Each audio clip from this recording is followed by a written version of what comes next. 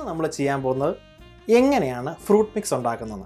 Fruit mix സിമ്പിളായിട്ട് എങ്ങനെ നമുക്ക് വീട്ടിൽ തന്നെ തയ്യാറാക്കാം, അതുപോലെ തന്നെ അത് എങ്ങനെയാണ് നമ്മൾ പ്രിസർവ് ചെയ്യുന്നതും എന്നാണ് നമ്മൾ ഈ വീഡിയോയിൽ കാണുന്നത്. നമ്മുടെ റെസിപ്പി ഞാൻ ഡിസ്ക്രിപ്ഷനിൽ കൊടുത്തിട്ടുണ്ട്, അതുപോലെ തന്നെ നമ്മുടെ വെബ്സൈറ്റിൻ്റെ ലിങ്കും ഡിസ്ക്രിപ്ഷനിലുണ്ട്. Let's go to the bake shop.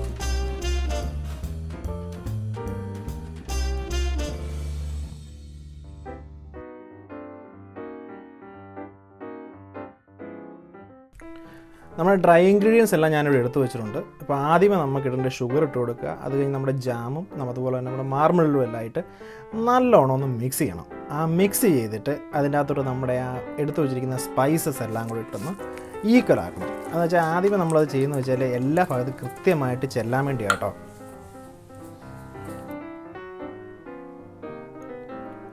അത് കഴിഞ്ഞ് ഓരോന്നായിട്ട് നമ്മുടെ ഡ്രൈ ഇൻഗ്രീഡിയൻസും ഡ്രൈ ഫ്രൂട്ട്സും ഒക്കെ നമുക്കിട്ട് നല്ലവണ്ണം ഒന്ന് മിക്സ് ചെയ്ത് കൊടുക്കാം.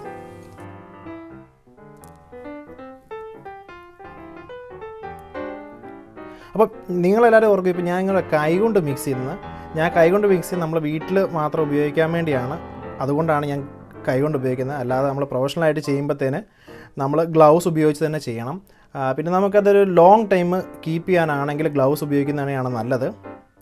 ഇപ്പോൾ ബാക്കിയുള്ള നമ്മുടെ റമ്മ് ആഡ് ചെയ്ത് കൊടുക്കുക. ഒരു പകുതി റമ്മ് ആദ്യമേ ആഡ് ചെയ്ത് കൊടുത്ത് നല്ലോണം മിക്സ് ചെയ്യണം. എന്നിട്ട് നമുക്കൊരു ഗ്ലാസ് ബോളിലോട്ട് ഇതിനെ നമുക്ക് പകർത്താം. ഇത് പകർത്തുന്നത് എന്തിനാണെന്ന് ചോദിച്ചു കഴിഞ്ഞാൽ, ഗ്ലാസ് ബോൾ എന്ന് പറഞ്ഞാൽ വേറെ മെറ്റൽ വല്ലാണ് കെമിക്കൽ റിയാക്ഷൻസ് ഉണ്ടാകാനുള്ള സാധ്യതയുണ്ട്. അപ്പോൾ പ്ലാസ്റ്റിക് അല്ലെങ്കിൽ ഗ്ലാസ് ബോൾ ഇതാണ് ഞാൻ പ്രിഫർ ചെയ്യുന്നത്.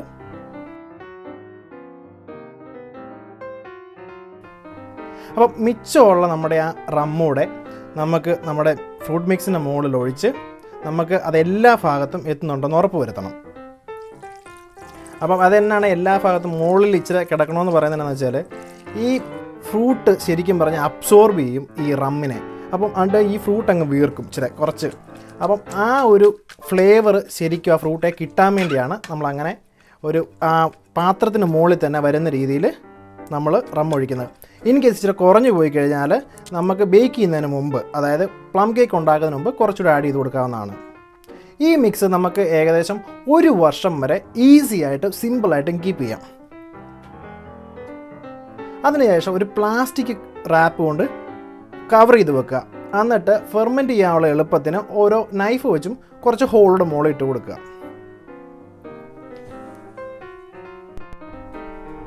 അപ്പോൾ ആർക്കെങ്കിലും റമ്മ് ഉപയോഗിക്കാൻ താല്പര്യമില്ല എങ്കിൽ അവർക്ക് ഓറഞ്ച് ജ്യൂസ് ഉപയോഗിക്കാവുന്നതാണ്.